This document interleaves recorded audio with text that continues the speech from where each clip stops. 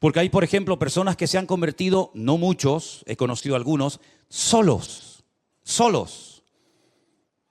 Leyendo a lo mejor la Biblia o en la habitación de su casa, poniéndose de rodillas y pidiendo perdón por sus pecados o como sea, se han convertido solos, sin que nadie les predicara, sin ir a ninguna iglesia, sin escuchar a ningún pastor predicar, solos en su casa o en su coche o donde sea, se han convertido al Señor. No es lo común, no es lo habitual. La Biblia dice, ¿cómo creerán si no hay quien les predique?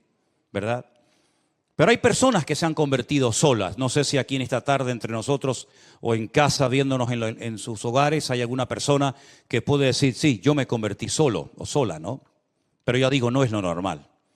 Pero he visto que hay personas que se han convertido después de un largo proceso. Personas que han estado asistiendo días, semanas, meses, no sé si años a una iglesia. Y al final, después de haber escuchado docenas de sermones, de haber cantado muchas canciones y de haber oído muchos testimonios, finalmente toman el paso de aceptar al Señor Jesús como su Salvador personal, ¿verdad? Sin embargo, hay otras personas como yo que lo hicimos instantáneamente y hay otras personas que se han convertido, pero les ha costado. Han tenido que tocar fondo, lo han perdido ya todo, menos la vida. Han perdido el trabajo, han perdido la familia, han perdido salud, han perdido prácticamente todo. Y al final, cuando ya no les queda nada, es cuando deciden por fin definitivamente recibir a Jesús y darle una oportunidad en su vida, ¿no? También he conocido personas que se han convertido por miedo. Me explico. Miedo ante la condenación eterna, miedo ante el juicio venidero, miedo ante estar eternamente excluido de la presencia de Dios. Y por temor, ¿verdad? Por miedo, ese miedo sano y reverente, han decidido cambiar de vida y seguir a Cristo todos los días de su vida, ¿verdad? Dice la Biblia que el principio de la sabiduría es el temor a Dios. Pero en ese mismo libro de Proverbios hay otro versículo que se parece mucho, que dice que el principio de la sabiduría es aborrecer el mal. Y hay gente que viendo la mala vida que han llevado, los malos caminos y las pésimas decisiones que tomaron en su vida, por temor a condenarse, por temor a perderse, pues deciden al final dar el paso. Sea como sea, para mí el ver a una persona convertida, para mí es el milagro más grande de todos los que uno puede experimentar en la vida. Porque es el único milagro que Satanás no puede imitar. Otros milagros sí los puede y de hecho a veces los imita.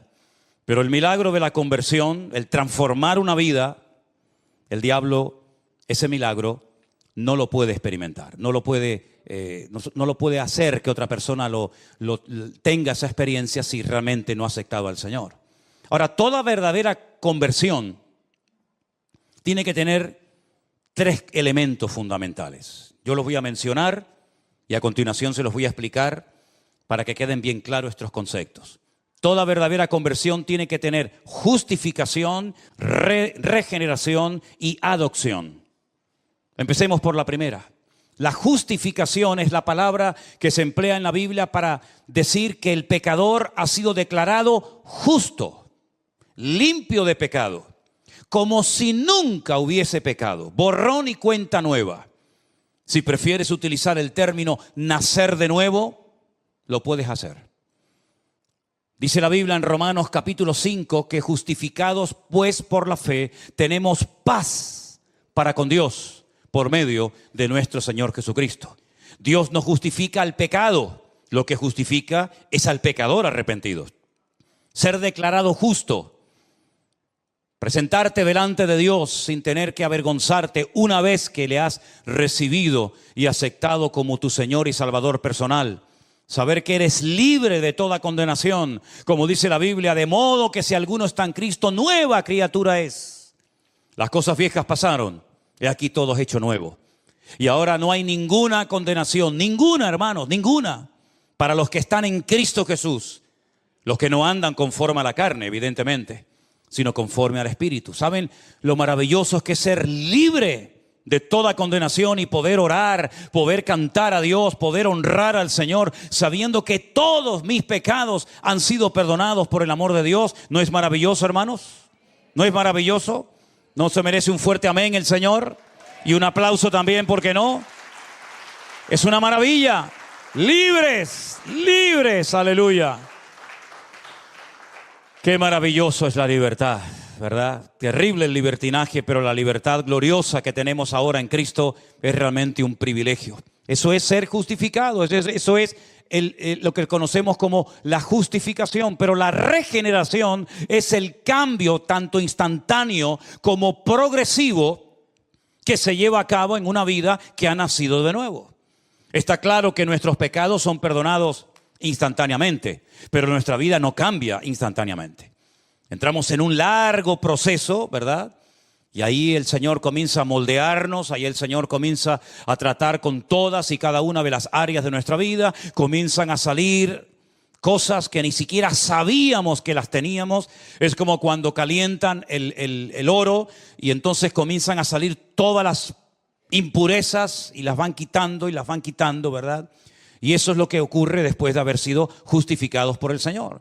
Que el Señor comienza a tratar con nuestro carácter. El Señor comienza a tratar con cosas de nuestro pasado que todavía en nuestra mente nos juegan o les gustaría jugarnos malas pasadas, ¿verdad? Y el Señor comienza a transformarnos, comienza, digamos, a moldearnos. Y en vez de parecernos al diablo, comenzamos a parecernos a Cristo. Cuando el hombre pecó, comenzó a hacer cosas que son típicas del diablo. Comenzó a matar, comenzó a odiar, comenzó a mentir, comenzó a tener celos, envidias, pleitos, iras. Esas son las características de una persona que está bajo la cobertura del diablo. El hombre comenzó a parecerse al diablo después de pecar y desconectarse de su Dios. Pero cuando recibimos a Cristo en nuestros corazones como nuestro Señor y Salvador personal, con el paso del tiempo nos vamos pareciendo cada vez más a nuestro Señor Jesucristo. Y comienza a manifestarse lo que la Biblia llama o indica como el fruto del Espíritu Santo que mora en nosotros. Comenzamos a amar cosas que antes odiábamos. Comenzamos a ver a personas que antes tal vez no íbamos a tener jamás ningún tipo de contacto, de relación con ella. Comenzamos a darnos cuenta de que pues también necesitan de paciencia y de amor y de atención y tantas cosas. Y comenzamos a darnos cuenta de que ahora tenemos paciencia en cosas que antes nos sacaban de quicio y éramos incapaces de soportarlas. Y es que cada vez esa regeneración, esa transformación progresiva en nuestra vida nos va moldeando y podemos mirar atrás y decir, oye, sé que todavía me falta mucho, sé que todavía, como dice el texto, no he llegado a la meta, ¿verdad? Pero sigo corriendo para ver si logro hacer aquello para lo cual un día el Señor me alcanzó a mí. Amén, hermanos. Y finalmente, la adopción. Es decir, ahora tengo una familia. Ahora estoy bajo una cobertura que es la familia de Dios. Y hemos conocido esta tarde a 2 miembros de nuestra familia, ¿verdad? Que viven en otro lugar. Pero podríamos recorrer el mundo entero y darnos cuenta de que tenemos hermanos y hermanas en la fe prácticamente en todas las partes del mundo. Porque hemos sido adoptados en una familia universal donde caben todos. Y donde todos tenemos que aprender a relacionarnos y amarnos y a perdonarnos y a trabajar juntos, etcétera, etcétera. Así que una verdadera conversión nos lleva a la justificación, a la regeneración y a formar parte de la familia de Dios por adopción, no por nacimiento. Ahora, el primer texto que quiero leer en esta tarde que habla acerca de la conversión se encuentra en Hechos capítulo 3, el verso 19. Pedro y Juan acaban de orar por un paralítico que ha sido milagrosamente sanado. Y ellos aprovechan la oportunidad para dar testimonio de su Dios, para evangelizar a las personas que allí están viendo aquel milagro. Y él dice, ya digo en el capítulo 3, verso 19, arrepentíos y convertíos. Las 2 palabras. Tú te puedes arrepentir de algo que has hecho, pero eso no significa de que te hayas convertido. Tú te puedes arrepentir de haber robado, de haber mentido o de haber hecho algo malo, pero eso no significa que has cambiado. Te has arrepentido, pero no te has convertido. Pero Pedro dice, arrepiéntanse y conviértanse para que sean borrados vuestros pecados y para que vengan de la presencia del Señor tiempos de refrigerio. Epistrefo Esa palabra rara, esa palabra griega es la palabra que se traduce en el Nuevo Testamento como la palabra convertidos o conversión, epistrefo, que significa dar la vuelta, dar marcha atrás, cambiar de dirección, ir en una dirección contraria a la que iba. Lógicamente, una verdadera conversión se produce cuando hay un verdadero y genuino arrepentimiento por nuestra parte. No un remordimiento de conciencia, no un dolor por haber perdido cosas que las tenía, pero que por mi mala cabeza o mis malas decisiones las he perdido, sino que hay un arrepentimiento genuino de no volver, de no querer volver a cometer el mismo pecado que durante tiempo me conquistó y me dominó. Cuando hay un verdadero arrepentimiento, se puede decir que hay una verdadera conversión y un genuino deseo de cambiar y un genuino deseo de honrar y de servir al Señor, que tal vez antes no creíamos en Él, pero que ahora nos hemos dado cuenta de que lo amamos y lo conocemos y de alguna manera queremos esforzarnos por servirle y por honrarle todos los días de nuestra vida. Ahora, no tenemos que confundir el venir a la iglesia con convertido. Porque hay gente que puede venir a la iglesia toda su vida. De hecho, hay gente que ha nacido, por así decirlo, en el seno de una iglesia. A lo mejor desde el vientre de su madre, ya su madre lo traía a los cultos. Y cuando este niño, esta niña nació, comenzó a ir a la escuela dominical y comenzó a asistir a algún campamento y comenzó a ir a algún retiro. Pero eso no significa de que sea convertido. ¿Y cuántas veces nos confundimos pensando, creyendo que esta persona, porque lleva toda la vida en la iglesia, ya es un convertido? Y de convertido, nada. Puede ser un simpatizante, una persona que tiene su círculo de amistades dentro de la iglesia, porque como su vida ha girado siempre en torno a la iglesia, no tiene contactos, no tiene amigos fuera, y parece que es un cristiano, parece que es un convertido, pero no lo es. Es una persona que se ha criado en un ambiente cristiano, pero no es cristiano. Muchas veces cuando voy navegando en esos largos viajes que me pego en barco, pues hermano, yo voy navegando por el mar, pero el mar, gracias a Dios, no entra donde yo estoy. Estoy rodeado de agua, pero yo voy en el barco y el barco, gracias al Señor, está por encima del agua. Imagínense ustedes, ¿no? Así que tú puedes estar rodeado de cristianos, en un ambiente cristiano, en un retiro, en un campamento, en una convención cristiana, y eso no significa de que tú también seas un hijo de Dios. Porque la salvación es personal e intransferible. Tú no te puedes convertir por tu hijo, ni tu hijo se puede convertir por ti. Claro, evidentemente, si tú te conviertes, tú eres ya una luz para tu familia. Tú ya tienes un mensaje y un testimonio que dar a tus compañeros de trabajo, en el lugar donde vives.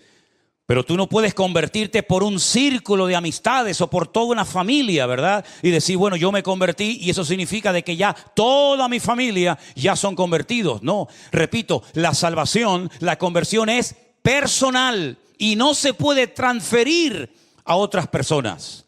Y también hay que decir que la salvación es instantánea. O eres o no eres. O estás dentro del reino o fuera del reino. O estás conmigo o estás contra mí. O eres realmente convertido y tu nombre hoy, en este momento, en este preciso instante, está inscrito en el libro de la vida, o tu nombre no aparece por ninguna parte. Y si tú murieras hoy, no irías jamás a la presencia del Señor. ¿Cómo ha sido tu conversión, hermano? ¿Recuerdas ese día, ese lugar, esa hora?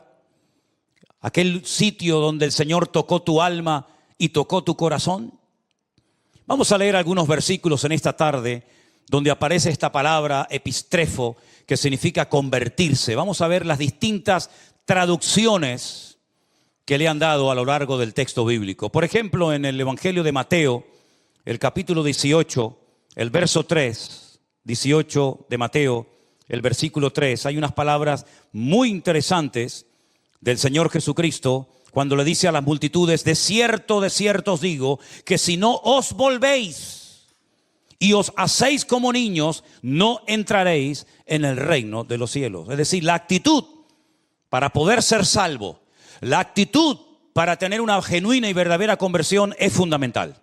Una persona con soberbia, una persona arrogante, una persona que se cree que lo sabe todo, que no necesita de nada ni de nadie, difícilmente esa persona llegará a una convicción de pecados y pedirá perdón al Señor. Algo muy habitual, y precisamente me pasó, para no ir más lejos, esta semana, el jueves, mientras ustedes estaban aquí escuchando el mensaje de nuestro hermano Jerónimo que predicó, yo estaba fuera hablando con una persona y cuando comienzo a hablarle, lo primero que me dice como para escudarse, ¿no? Como para decir, cuidado que ya te he dicho lo que soy, dice, yo soy católico. Y le dije, ¿usted es católico? Me dice, sí. Digo, ¿de verdad? ¿Pero practicante? ¿Se confiesa habitualmente? ¿Va a misa? ¿Acepta la autoridad del Papa sobre su vida? ¿Es usted un buen idólatra? ¿Reza usted el rosario? El Dios te salve María, llena eres de gracia, el Señor es contigo, bendito, todo eso. ¿Es usted un buen católico? Me dice, bueno, no. Digo, entonces permítame que le diga, usted no es nada. Y me dice, es verdad, yo creo que no soy nada. Digo, ya nos estamos entendiendo. Digo, mire, ¿sabe por qué usted dice que es católico? Porque unos señores de España, hace muchos siglos atrás, se fueron allí y les conquistaron a ustedes. Y después de irse y de volver a sus tierras, después de haberse llevado todo lo que pudieron y más, o usted no lo hubiera hecho. Usted no lo hubiera hecho, ¿verdad? Claro, ya. Dejaron una religión allí, muerta y vacía, que no servía aquí, pero la dejaron allí. Y por eso usted es católico. Pero si en vez de haber ido los españoles hubieran ido, por ejemplo, los musulmanes, usted entonces seguramente hoy estaría rezando de cara a la Meca y estaría con un Corán debajo de su brazo. Usted no eligió la religión lo eligió a usted. Y no fue algo que usted decidió seguir o aceptar, sino fue algo que le impusieron a usted casi desde el vientre de su madre. Es decir, cuando una persona cree que por ser católico o miembro de una iglesia, sea esta o cualquier otra, ya es salvo, convertido, se equivoca rotundamente. Porque la conversión no pasa por una denominación. La conversión no pasa necesariamente por ser miembro de una iglesia, llámese como se llame, sino la conversión es un encuentro. Es una experiencia personal con Cristo. Yo me arrepiento, yo reconozco que soy un pecador. Yo reconozco que me he equivocado. Eso de que no, yo siempre he creído. No dudo de que usted siempre haya creído. Pero déjeme que le recuerde a alguien. El más creyente del mundo.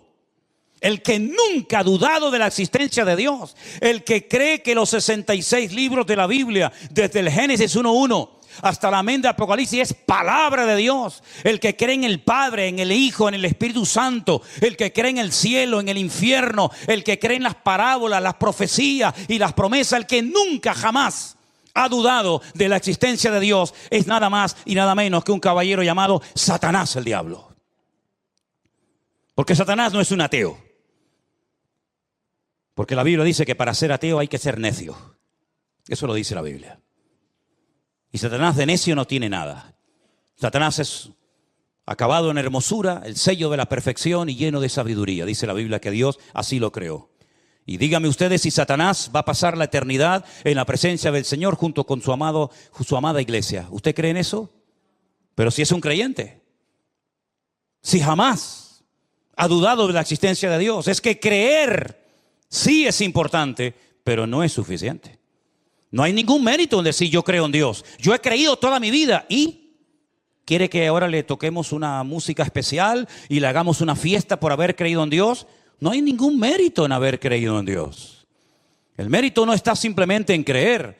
El mérito está en confesar que ese Dios en el cual creo, a partir de hoy va a ser mi Señor, mi Salvador, mi cobertura, mi amo, mi dueño y mi todo.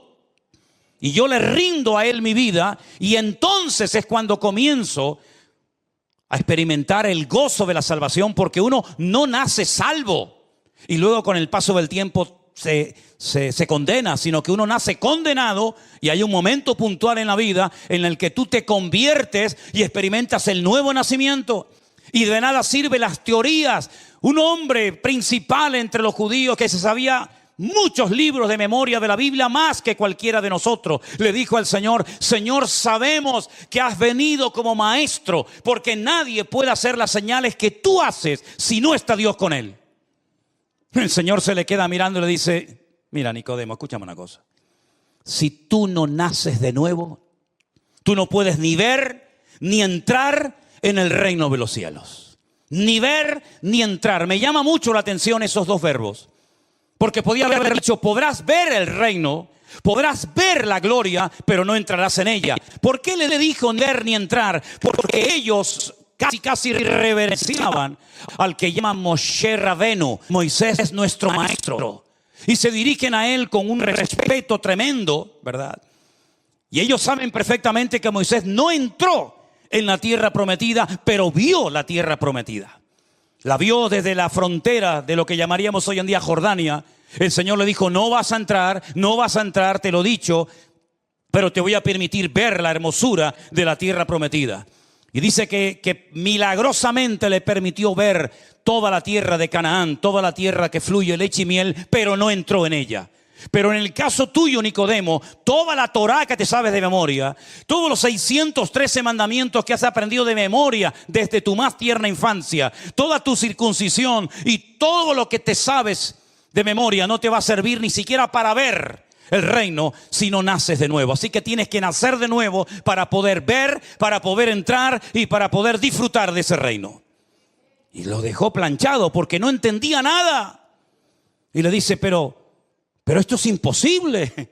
Pero lo que me estás proponiendo es que me vuelva otra vez a meter en el vientre de mi madre y nacer de nuevo. Yo no puedo hacer eso. No hay nadie que pueda hacer eso. Y el Señor le explica que no es ese tipo de nacimiento, ¿verdad? Sino es el nacimiento espiritual. Ese encuentro con Cristo, ¿verdad?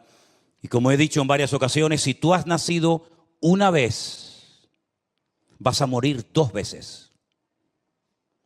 Pero si tú has nacido 2 veces, solamente vas a morir una sola vez. Algunos dirán, no entendí nada. Pues ahí te lo dejo. Te lo vuelvo a repetir. Si has nacido una vez, mueres 2 veces. Y si has nacido 2 veces, solamente morirás una sola vez. La semana que viene le explico por qué. Eso es lo que dice la palabra. Que tenemos que hacernos como niños. Hay un cambio de actitud. Ya no me escudo, ya no me escondo detrás de una enseñanza religiosa, llámese como se llame, sino que incluso tengo que tener la actitud de un niño dependiente de mi Dios y de mi Padre, sabiendo que no es por mis méritos, por mis buenas acciones, por mis buenas obras que obtengo en la salvación de mi alma, sino por los méritos de aquel que nosotros lo llamamos nuestro Señor Jesucristo. ¿Cuántos dicen amén? Hay otro texto en Lucas, capítulo 22, verso 32, donde también aparece esta palabra griega que ya la hemos mencionado. Lucas 22, 32. Priscila nos va a leer ese texto, por favor. Pero yo he rogado a ti que tu fe no falte, y tú, una vez vuelto, confirma a tus hermanos. Una vez vuelto, es decir, tienes que volver. ¿Volver de dónde? Del camino de apostasía que has escogido, Pedro.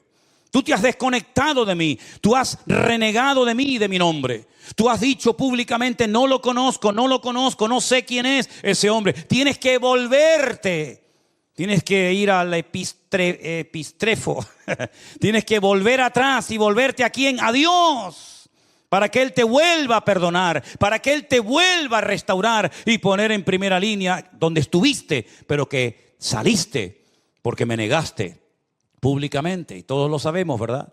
Una vez más, vemos ahí cómo esta palabra se traduce como volver, retroceder. No sigas por ese camino porque vas mal. Hay un proverbio que ustedes saben, muy conocido, que dice, hay caminos que al hombre le parecen derechos, pero su fin son caminos de muerte. Si la hermana que el otro día me mandó un WhatsApp diciendo que puedo tener problemas en la mano del metacarpiano porque cojo mucho el micrófono, no se haga ningún problema, hermana. Estoy perfectamente de los metacarpianos y de todas esas vainas. Hechos capítulo 26. Gracias por su preocupación, hermana, pero cada día estoy mejor. Diga al débil, fuerte soy, y Él renovará nuestras fuerzas como el búfalo, dice la Biblia. Estarán vigorosos y verdes. Algunos están verdes, ¿eh? Algunos. Hechos capítulo 26, verso 16. Priscila, por favor, léemelo. Pero levántate y ponte sobre tus pies, porque para esto he aparecido a ti, para ponerte por ministro y testigo de las cosas que has visto, y de aquellas en que me apareceré a ti, librándote de tu pueblo y de los gentiles, a quienes ahora te envío, para que abras sus ojos y para que se conviertan de las tinieblas a la luz, y de la potestad de Satanás a Dios, para que reciban por la fe que es en mí, perdón de pecados y herencia entre los santificados. Para que se conviertan. Si no se convierten, lo único que tienen es una religión, pero no tienen una conversión, no tienen una relación con Dios. Y yo te he cambiado, te he librado de tu pueblo y de los gentiles, te he transformado, me he aparecido en tu camino. He quitado las escamas de tus ojos para que te conviertas en un testigo mío y vayas por todas las naciones de la tierra predicando la palabra, para que pasen la gente de las tinieblas a la luz, del equipo del diablo, de los perdedores, de los amargados y de los frustrados al reino de Dios, ¿verdad?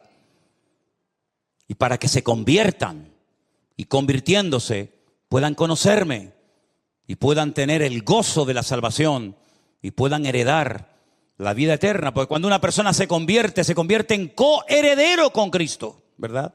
Como dice la palabra de Dios.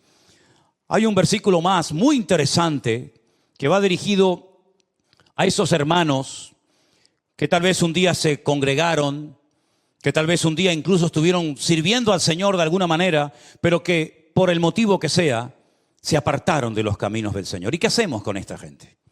¿Qué hacemos con aquellos que parece que se querían comer el mundo y al final el mundo terminó comiéndoselos a ellos? ¿Qué hacemos? ¿Qué palabra, qué solución nos da la Biblia para que se descarrió y tomó un mal camino?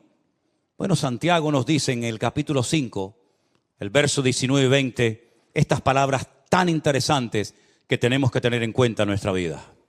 Hermanos, si alguno de entre vosotros se ha extraviado de la verdad y alguno le hace volver, sepa que el que le haga volver al pecador del error de su camino, salvará de muerte un alma y cubrirá multitud de pecados. Luego existe la posibilidad de que un hermano tome un camino equivocado. Existe la posibilidad de que un hermano se salga del camino correcto y vuelva atrás, se descarríe, cual hijo pródigo. Y entonces dice la Biblia, si a alguno de entre vosotros le ha pasado eso, si alguno que antes era hermano y cantaba con nosotros y se congregaba con nosotros y servía al Señor junto con nosotros, se ha escarriado de la verdad, sepa que si hay alguien que haga volver al pecador del error de su camino, le salvará el alma y cubrirá multitud de pecados. Luego hay la posibilidad de descarriarse, de desconectarse del Dios que un día te iluminó, del Dios que un día te perdonó, de ese Dios que ese día te transformó la vida, pero hay también la posibilidad de poder volver a Él en arrepentimiento y el Señor te vuelve a perdonar y te vuelve a restaurar, porque Dios no solamente salva, sino que también restaura a las personas que por el motivo que sea se han enfriado y se han descarriado de los caminos del Señor. Vemos en la Biblia muchos llamados al arrepentimiento. No solamente aquellos llamados que hacían los profetas al pueblo de Israel cuando decían: volved, dejad vuestras obras, volved a la senda antigua, dejad la idolatría, dejad la corrupción, la avaricia, la usura, ¿verdad? Sino que también encontramos, hermanos, en el Nuevo Testamento una preciosa y conocidísima parábola de aquel joven que decide marcharse y malgastar sus bienes y vivir perdidamente hasta que vuelve en sí. Y dice la Biblia: volveré a la casa de mi padre y le pediré perdón y diré: Padre, he pecado contra el cielo y contra ti. Ya no soy digno de ser llamado tu hijo. Y entonces vemos como el padre lo restaura. El padre le da un nuevo vestido, pone calzado en sus pies, pone un anillo en su mano, ¿verdad? Le restaura la autoridad, lo vuelve a poner como hijo de toda dignidad y mata al becerro gordo y hacen una fiesta porque mi hijo, que lo dábamos por muerto, ha vuelto otra vez a la vida. Hay ejemplos tremendos en la Biblia de personas que tuvieron una conversión tremenda con el Señor. Por ejemplo, el apóstol Pablo. La conversión del apóstol Pablo, no me digan a mí que no fue espectacular. Un religioso, un hombre que pensaba que había que destruir a los que en aquellos días se llamaban los del camino. Los que en Antioquía los llamaron por primera vez los Meshijín, los ungidos, los cristianos.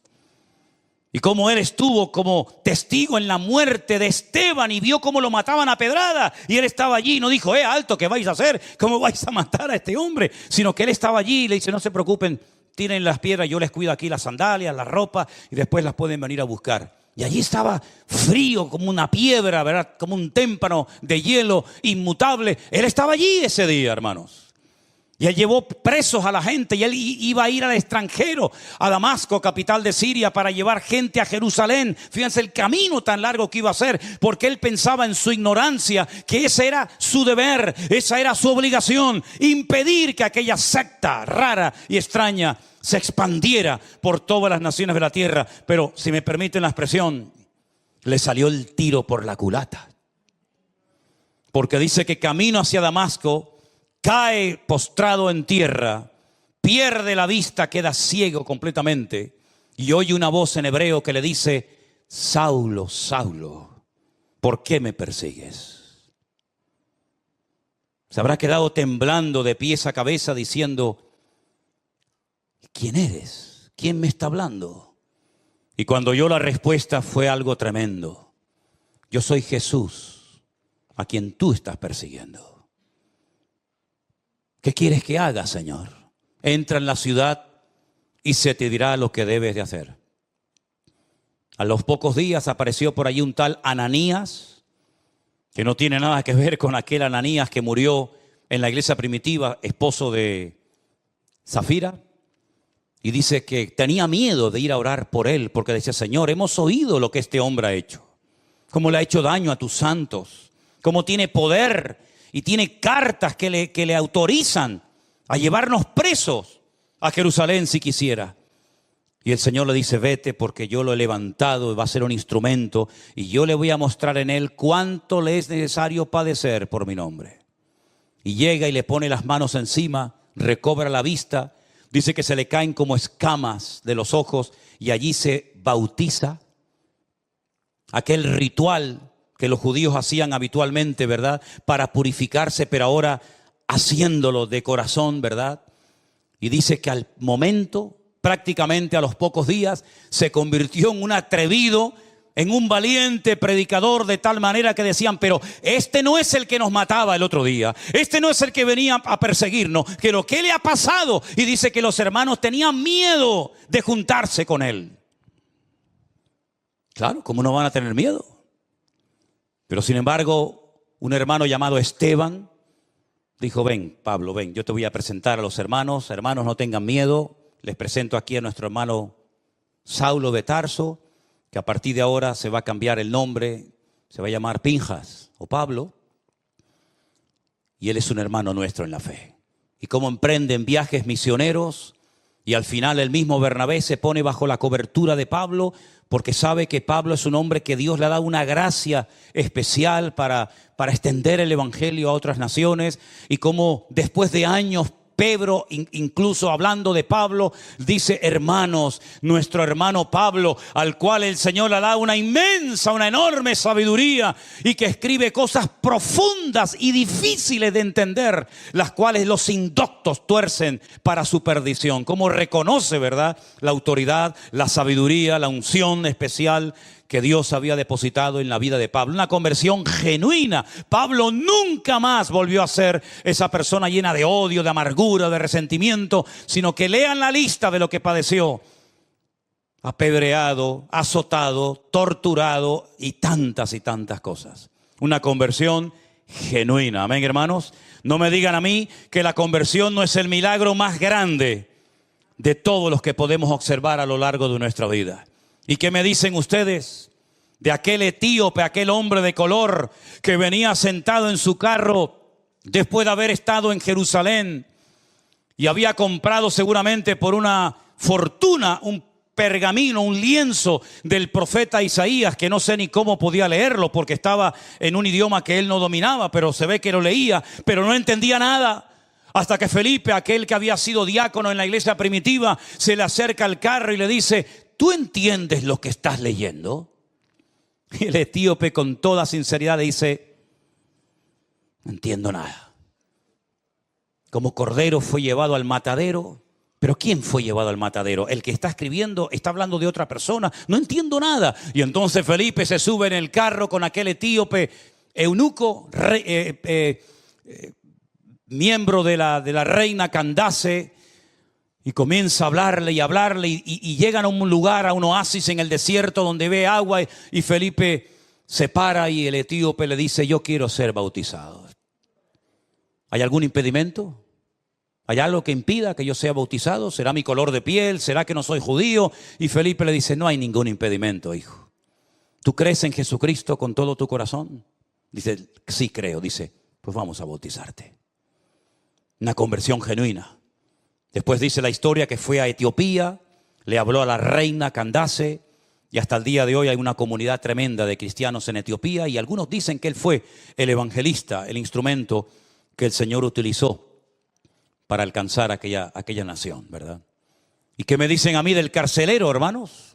El carcelero que vivía en la ciudad de Filipo, ¿no tuvo una conversión tremenda a medianoche? Mientras había un terremoto tremendo en la cárcel que dice que las cadenas que tenían los presos se caían y las puertas de la cárcel se abrían, y cuando aquel hombre se iba a quitar la vida en medio de la oscuridad de la noche, después de haber oído cantar a Pablo y a Silas, después de haber sido previamente torturado, dice: señores, ¿qué tengo que hacer para ser salvo? Y Pablo le dice: cree en el Señor Jesucristo y hoy mismo serás salvo tú y toda tu casa.